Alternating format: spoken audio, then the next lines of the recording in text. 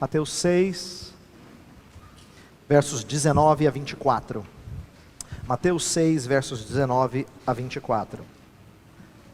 Antes de ler o texto, eu gostaria de relembrar aquilo que foi falado no domingo anterior e preparando para a mensagem dessa manhã. Daqui a pouco nós vamos ler o texto de Mateus 6, a partir do verso 19. Mas antes, deixa eu lembrar a você o porquê que nós estamos fazendo essa série.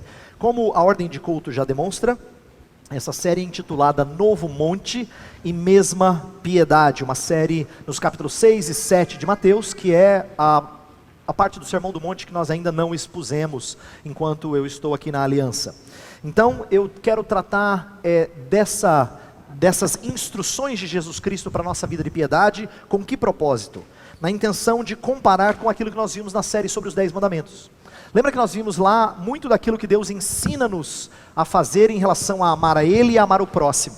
Jesus Cristo, quando Ele prega no Sermão do Monte e dá instruções aos seus discípulos, Ele não está propondo um outro estilo de vida.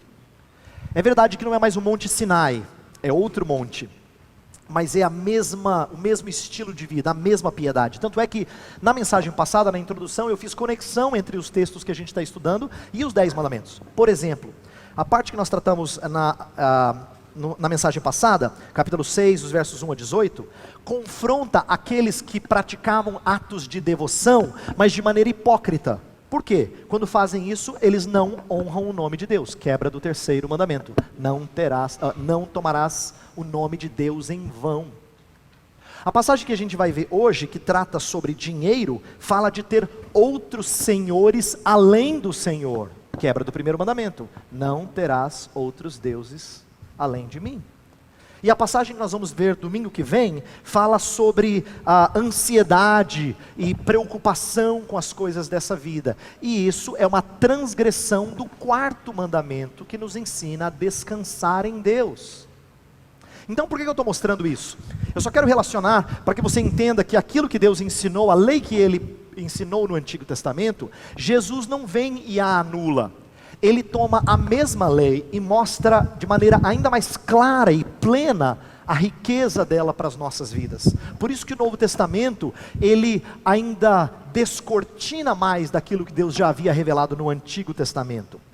E o que eu disse no domingo passado é que o Sermão do Monte, ele propõe um estilo de vida essencialmente contracultural, uma piedade muito diferente das demais religiões. Inclusive o próprio sermão contrasta com 2 grupos, eu disse isso no domingo passado. Às vezes contrasta com os religiosos judeus, que ele chama de hipócritas, eu enfatizei isso na mensagem passada, porque é a ênfase principal do texto.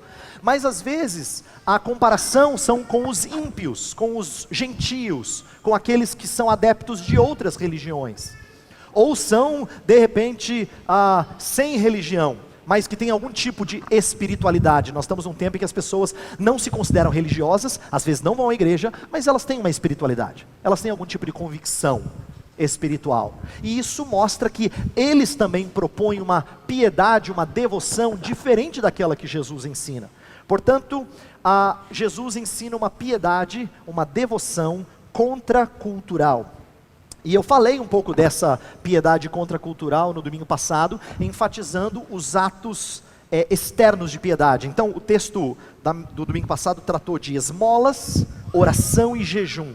E eu disse que essas 3 coisas não são condenadas por Jesus, elas fazem parte da vida cristã. No entanto, é possível fazê-las no intuito de ter uma religiosidade de aparência. E é isso que os judeus da época de Jesus faziam e que Jesus condenou ferozmente. Por isso que ele os chama de hipócritas. Por quê? Porque eles parecem piedosos, quando na verdade o que eles buscam é a glória dos homens antes do que a glória de Deus. Só que quando eu falei dessas coisas no domingo passado, eu não queria que você tivesse a impressão de que realmente os judeus, fariseus eram hipócritas, como se fosse só um problema deles, um problema dos outros. Eu disse que esse é um problema nosso, porque nós temos também preocupação com o que as pessoas pensam de nós, em relação à piedade. Nós temos temor de homens. Eu dei alguns exemplos, eu quero relembrar e até colocar outros que eu não disse domingo passado. Eu falei, por exemplo, domingo passado, que às vezes a gente é constrangido a dar um dinheiro a um pedinte na frente de pessoas de uma maneira que nós não somos se nós estivéssemos sozinhos. Porque a gente se preocupa com o que os outros vão pensar.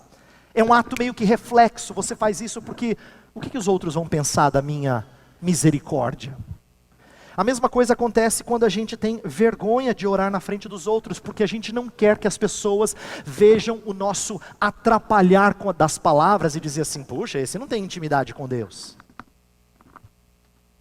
E a mesma coisa acontece quando a gente menciona algum ato generoso de passagem, simplesmente a fim de ser notado. Sabe quando você está contando alguma coisa para alguém, você fala, então, eu fui visitar a minha mãe, no caminho eu passei num lugar, fiz uma generosidade para alguém, eu sempre faço, sabe, de final de semana. Aí eu cheguei na minha mãe, não precisava ter contado isso, né? Mas a gente faz esses comentários assim, esses apostos assim, desnecessários, que são vanglória, que são momentos em que a gente exalta um pouquinho da nossa piedade. Isso é exemplo de como nós nos preocupamos com visibilidade. Nós queremos atrair a atenção dos homens e nós conseguimos só isso.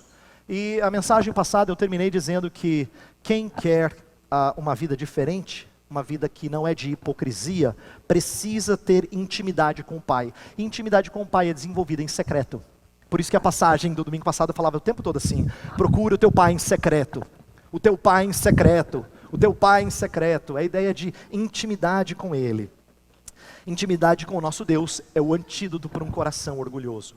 A mensagem desse domingo já entra em outra esfera da vida, não é mais atos privados de devoção, mas vida pública. Como é que a gente se relaciona com a sociedade?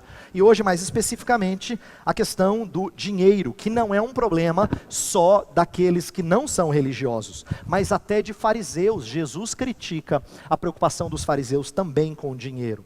Então nós vamos tratar de problemas relacionados a dinheiro. E aqui eu quero que você preste atenção, antes da gente ler o texto, porque a gente vai ler com essa ótica, porque é o que eu vou falar amanhã toda nessa mensagem.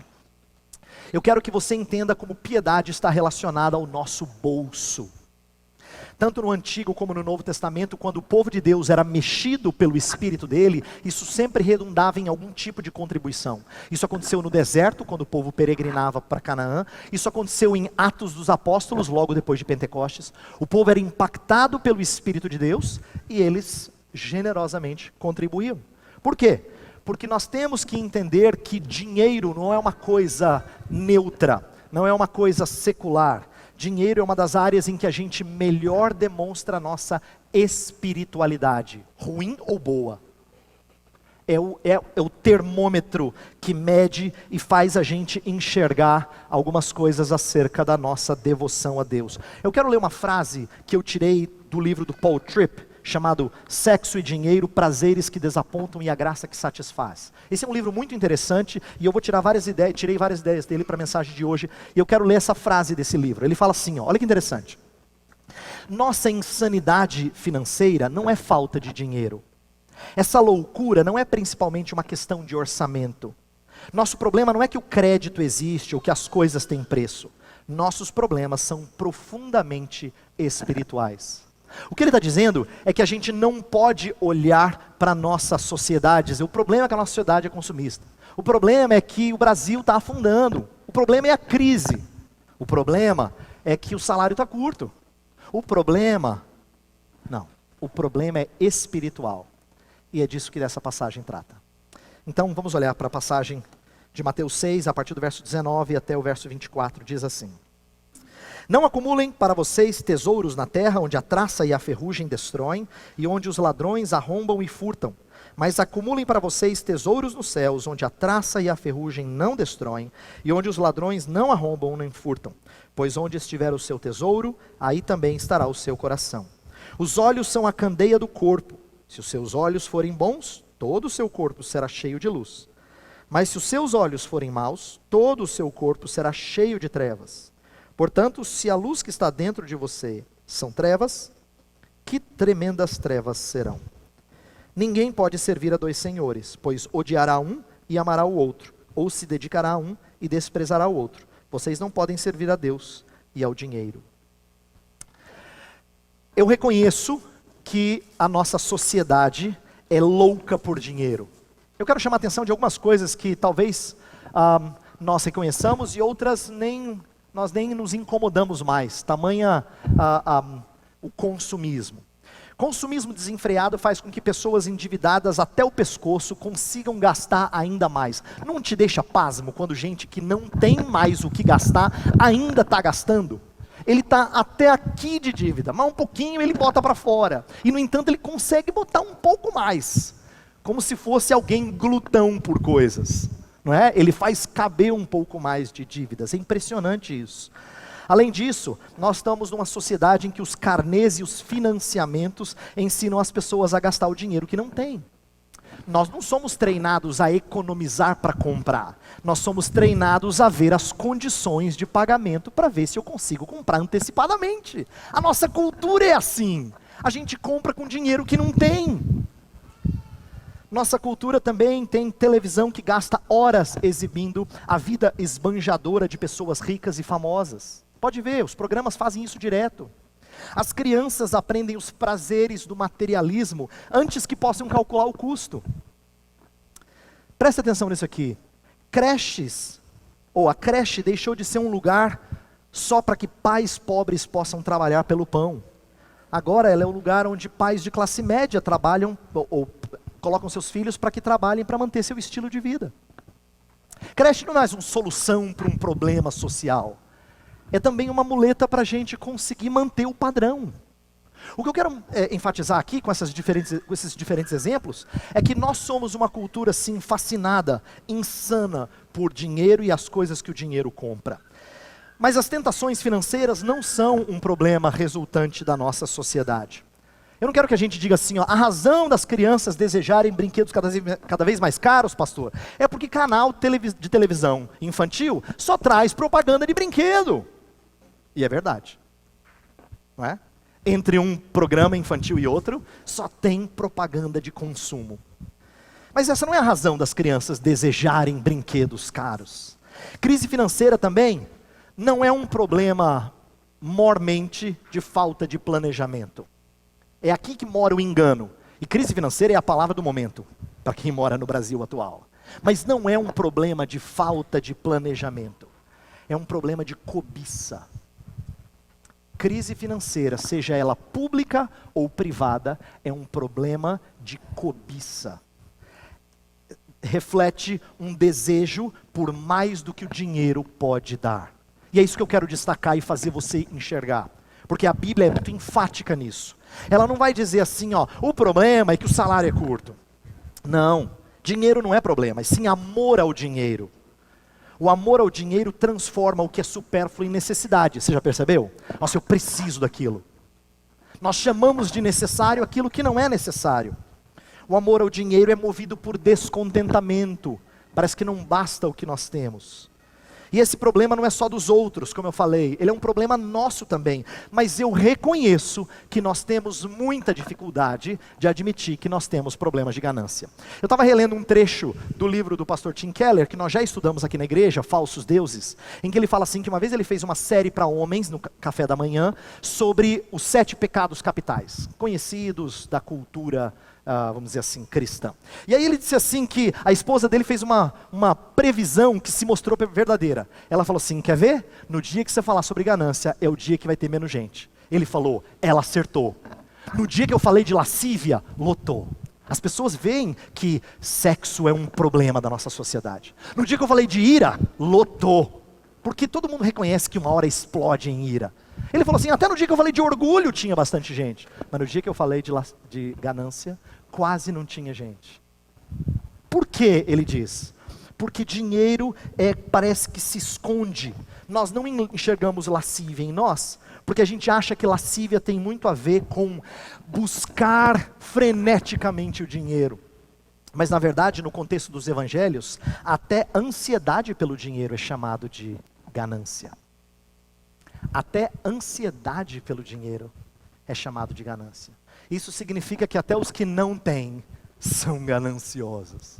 Não é um problema de rico ou de quem está tentando ficar rico. Às vezes é um problema até de quem quer pagar contas, que é o nosso argumento de sempre. Portanto, o que eu quero colocar nessa manhã é que a ansiedade pelo dinheiro é busca por confiança no mesmo. E busca por confiança no dinheiro é idolatria. Então, o que Jesus vai mostrar nesse texto é que o coração dos nossos problemas não é o dinheiro. O coração dos nossos problemas, o cerne dos nossos problemas não é o dinheiro. Inclusive, há quem diga assim, para mim dinheiro não é importante. É sim. Jesus vai dizer que é importante. É tão importante que das 39 parábolas que Jesus conta, 11 falam de dinheiro. É muito. Proporcionalmente é muito. Por que Jesus fala tanto de dinheiro? Porque dinheiro revela onde está o seu coração. Dinheiro revela o estado do seu coração. É o tipo de tentação que nos sussurra que a gente está em controle. Ele dá a impressão de que a gente está lá controlando as nossas contas, quando na verdade é Ele quem nos domina. E o problema disso é que riquezas são obras do Criador, mas às vezes a gente busca da criação o que só o Criador pode nos dar.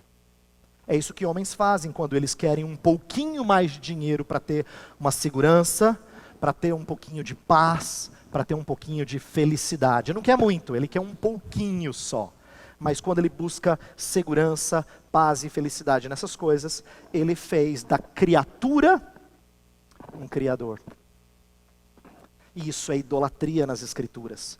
Por isso que eu digo que o problema nosso, e é isso que Jesus vai nos ensinar aqui, não é o dinheiro. O nosso problema é um problema de coração. Inclusive, deixa eu explicar o que eu quero dizer com isso. Problema de coração não se resolve com regras. Não se resolve com regras. O que eu quero dizer é o seguinte: não adianta você dizer assim, se couber no meu bolso, se estiver no orçamento, eu posso comprar. Não é assim que funciona. Por quê? Porque salário melhor não resolve a questão de dinheiro. Orçamento organizado não cura problema do nosso coração. Nosso problema é de devoção. Nós somos devotos àquilo que não deveríamos ser. Então deixa eu começar explicando o texto, olhando para os versos 19 a 21 novamente. Jesus fala assim: não acumulem para vocês tesouros na terra, onde a traça e a ferrugem destroem, onde os ladrões arrombam e furtam. Por que Jesus está falando disso? O Paul Tripp, nesse livro que eu mencionei, ele fala que nós somos por natureza caçadores de tesouros. O nosso coração sempre está focando em alguma coisa como algo precioso na sua vida, como o seu valor maior. E Jesus quer que o nosso coração não faça isso com riquezas. Por isso que ele fala que riquezas estão sujeitas a 3 perigos. Na época dele, os 3 perigos mais comuns para as coisas que nós prezamos em termos de coisas materiais, era a traça, que muitas vezes destruía as roupas, e naquela época vestuário não era tão simples como é hoje. Você não tinha inúmeras camisas, ou blusas, ou meias, seja lá o que, não é? Não era assim. Vestuário era uma coisa tão preciosa que às vezes você contava elas como riquezas. Você deve se lembrar que na história de Sansão, existe uma troca, uma transação de roupas. Ninguém pagaria ou entenderia hoje em dia que roupa é sinônimo de riqueza, mas naquele tempo era. O problema de guarda-roupa é que traça acaba com roupa. Então Jesus está chamando atenção para isso. A segunda coisa que ele fala é traduzida por ferrugem, mas na verdade a melhor tradução, e isso os comentaristas são relativamente unânimes, é dizer que está falando muito mais de rato e de roedores que comem os grãos, por exemplo. Então de que adianta você armazenar muitos grãos se os ratos vão lá e acabar com tudo e contaminar tudo? Então é a ideia de que tanto a traça quanto roedores podem destruir, e não só isso, ladrões podem arrombar e roubar. Naquele tempo em que casas eram feitas de barro, era possível fazer buraco e roubar coisas, não é? Era mais simples do que a gente entende hoje. Então, Jesus está criticando aqui aqueles que colocam o coração nas riquezas, porque elas se vão com facilidade. Mas veja só, quando ele fala, parem de acumular tesouros, ele não está sendo contrário a ser previdente, ser cuidadoso, isto é, fazer provisão para o futuro, guardar para o futuro. Não é isso que é errado.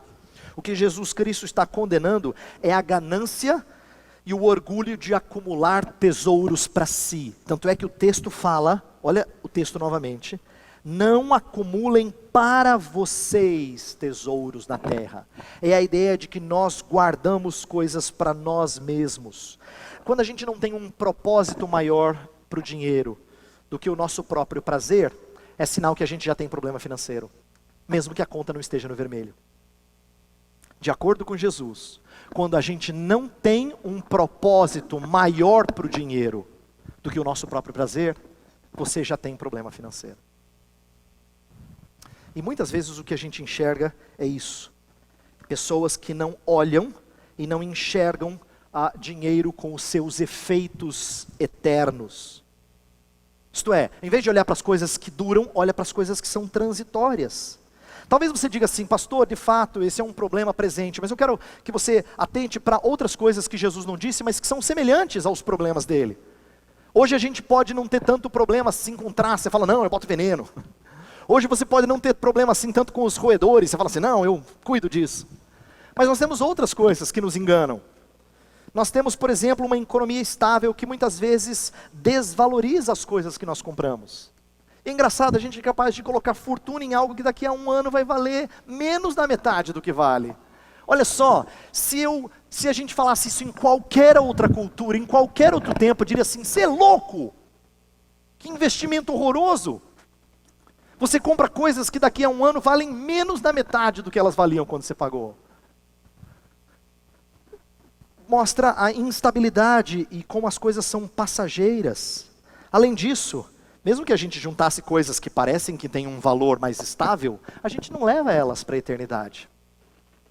Então Jesus está ensinando a gente a investir naquilo que tem valor eterno. E tem mais, quem acumula tesouros na vida presente está sujeito a vários outros pecados. Por que Jesus está tratando disso? Ele sabe que quem acumula tesouros é insensível para com o necessitado. Ele é indisposto a repartir, porque ele enxerga que o dinheiro é para ele e para a família dele. Quando muito ele faz caridade. E caridade já é uma palavra tão negativa na nossa cultura que é sinônimo de dar trocado. Porque nós não enxergamos outro propósito para o dinheiro que não o nosso prazer e o da nossa família. Assim, outro pecado comum em nossos dias é confiança na segurança trazida pelo dinheiro, já falei disso. E o prazer passageiro proporcionado pela aquisição de coisas. Nós temos isso, nós somos sujeitos a esses pecados. Por isso Jesus quer mostrar que o seu problema não é um problema da economia, não é um problema do Brasil, não é um problema do nosso governo, não é a crise financeira, não é o salário pequeno, não é o corte de funcionários. Esse não é o seu problema. O seu maior problema é o seu coração. Por quê? Porque o coração é o órgão controlador da vida humana. Jesus não está falando daquilo que bombeia sangue para o resto do seu organismo. Ele está falando de algo chamado de coração, mas que significa o centro das suas afeições, dos seus pensamentos, dos seus desejos, das suas emoções. O coração na Bíblia é o órgão controlador da sua vida. O que o coração ama, você ama. E aquilo que o coração ama, controla a sua vida. O que eu quero que vocês e eu pensemos nessa manhã é que às vezes nos falta esse senso de que o dinheiro não é nosso, o dinheiro é do Senhor. Às vezes a gente perde de vista que o Senhor é dono do dinheiro. Como nós lemos a passagem em que Davi fala, Senhor, tudo vem de Ti, nós estamos apenas devolvendo o que é do Senhor. Às vezes nos falta isso. A gente até fala isso, mas, por exemplo, nós nem sempre pensamos na maneira como o Senhor se agradaria do nosso investimento. Afinal, o dinheiro também deveria servir para investir no reino de Deus, não é? Mas às vezes o que eu e você fazemos é investir no reino do eu. Deixa eu fazer algumas perguntas só para mostrar a você e a mim também como isso é difícil. É mais difícil do que a gente admite. Por que é mais fácil argumentar que quando eu viajo, eu estou simplesmente desfrutando da beleza da criação do Senhor? É mais fácil argumentar isso do que argumentar que separar dinheiro para o necessitado é um bom treinamento contra a minha cobiça. A gente não usa esse argumento com facilidade. Ou é importante eu não ficar com esse dinheiro, porque eu treino a minha cobiça, eu freio a minha cobiça. Por que é mais fácil investir em bons negócios do que em missões? Pensa bem, você passa tempo pensando em como é que eu vou fazer dinheiro. Porque você não consegue admitir que o seu dinheiro desapareça. E missões é muito bonito, é muito nobre, mas desaparece. Por que é mais fácil guardar do que dizimar? Nós agradecemos a Deus pelos dízimos nessa manhã, mas eu sei que há vários de vocês que estão conosco há bastante tempo e têm dificuldade de abrir mão do seu dinheiro. Tem dificuldade. Essa é uma área em que você é fraco. Você pode até dizer que você acha bonito e gostaria de fazer, mas está numa situação difícil. Mas não é o problema da situação. O seu problema é problema de coração. O que eu quero mostrar é que os nossos olhos estão muito focados nessa vida e não na vida por vir.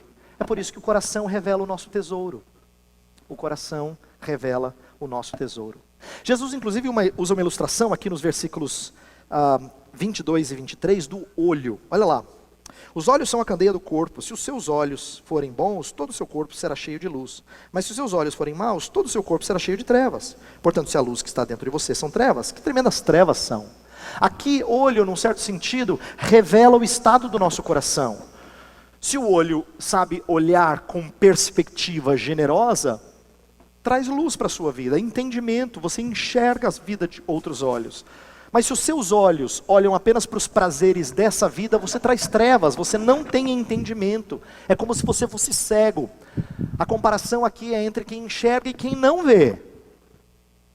Entre quem enxerga e quem não vê. Por quê? Porque o dinheiro é termômetro da nossa condição espiritual. E se o seu coração está no dinheiro, então os seus olhos trarão trevas. O versículo 24 fecha falando que dinheiro pode ser um Deus.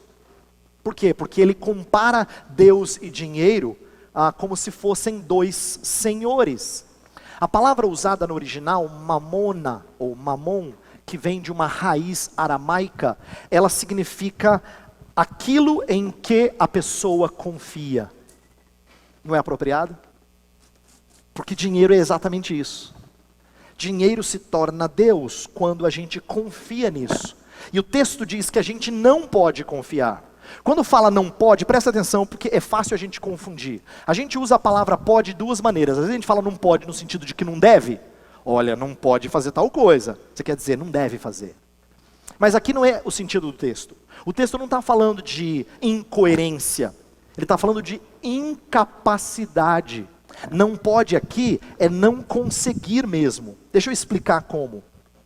Deus e o dinheiro não são dois empregadores. Você não consegue ter dois serviços, trabalhando bastante. Você fala assim, não, eu estou um turno num e um turno no outro. Não, é impossível. Porque eles não são empregadores.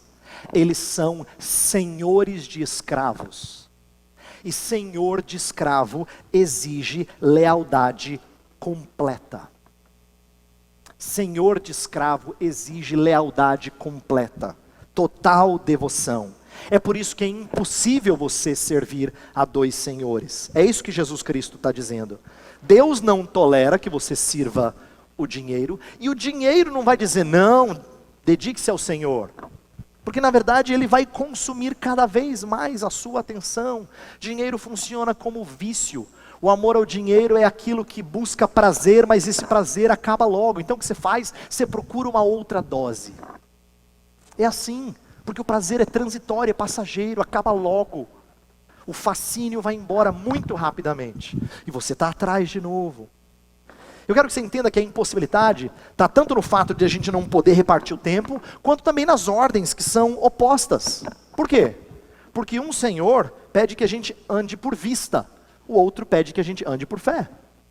Um senhor clama por humildade, o outro infla o orgulho.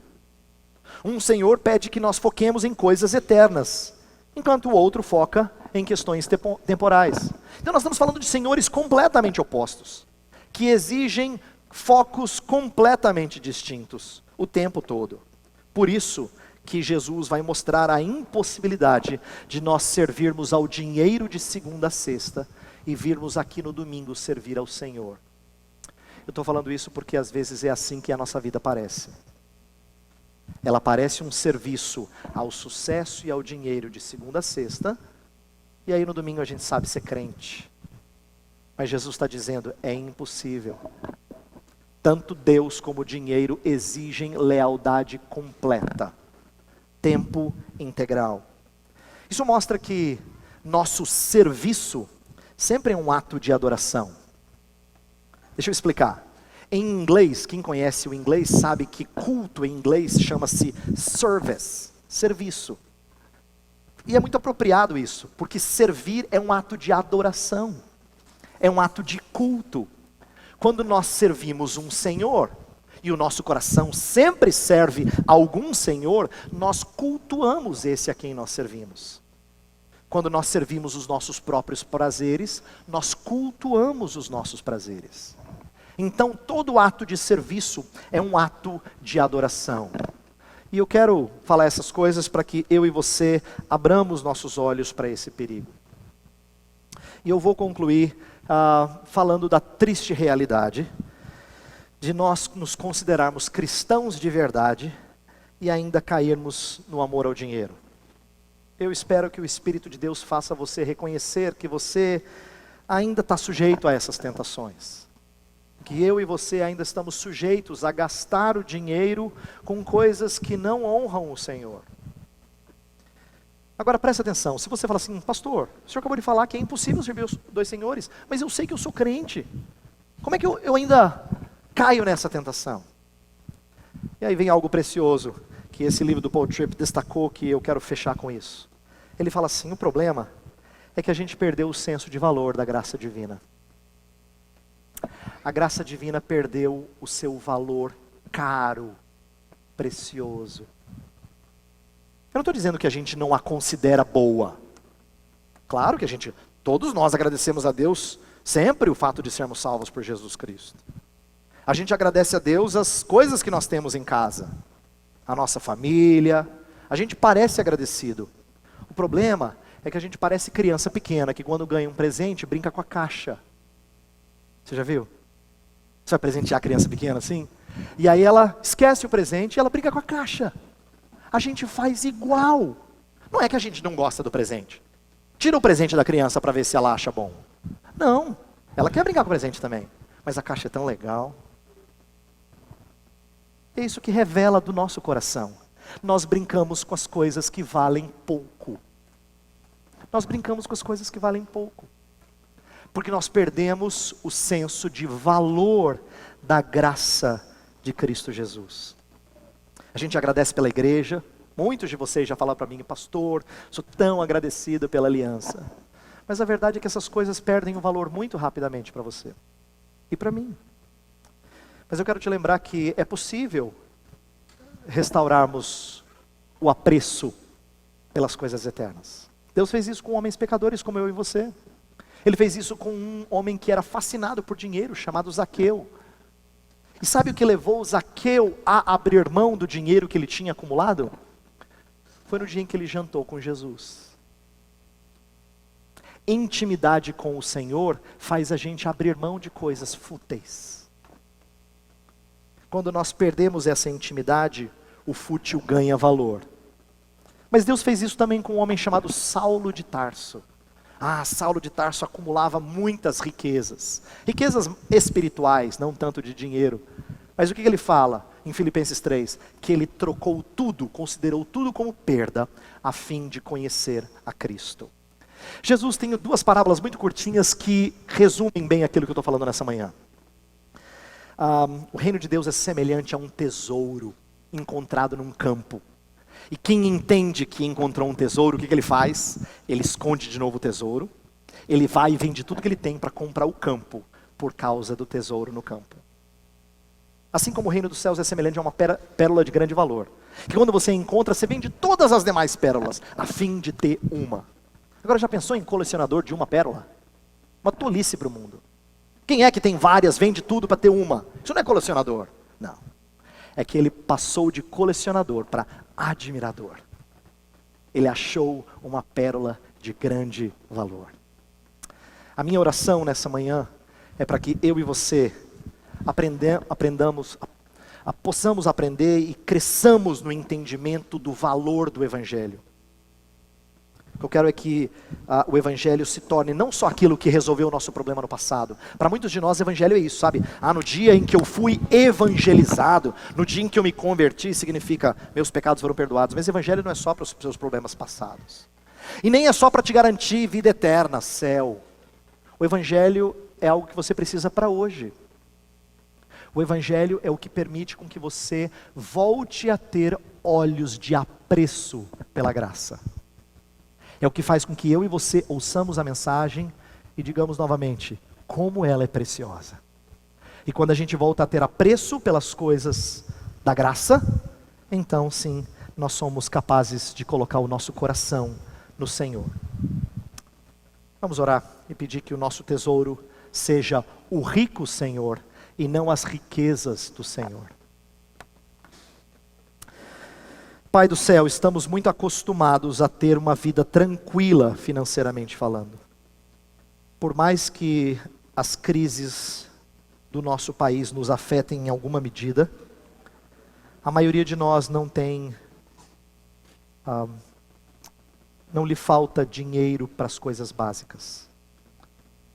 No entanto, nosso coração se mostra por demais ganancioso. Nós somos capazes de buscar os nossos prazeres e não pagarmos nossas dívidas. Nós somos capazes de dar conforto a nós e à nossa família e não trazermos dízimos à casa do Senhor. Nós somos capazes de acumular tesouros para uma vida segura lá na frente e não repartirmos com quem tem pouco hoje. Nosso coração, Senhor, é mais propenso a amar ao dinheiro do que às vezes a gente admite. E é por isso que nós precisamos da Tua graça. Não só para nos perdoar os pecados, mas para nos purificar de toda injustiça. Pai, ajuda-nos pela mensagem da Tua palavra a olhar para o Teu Evangelho e vê-lo como precioso novamente. E que o encanto e o apreço pelo Evangelho seja aquilo que nos leve a tomar medidas diferentes de como usamos o nosso dinheiro. Ensina o Teu povo, Senhor, a investir em coisas de valor eterno. Nós oramos em nome de Cristo. Amém.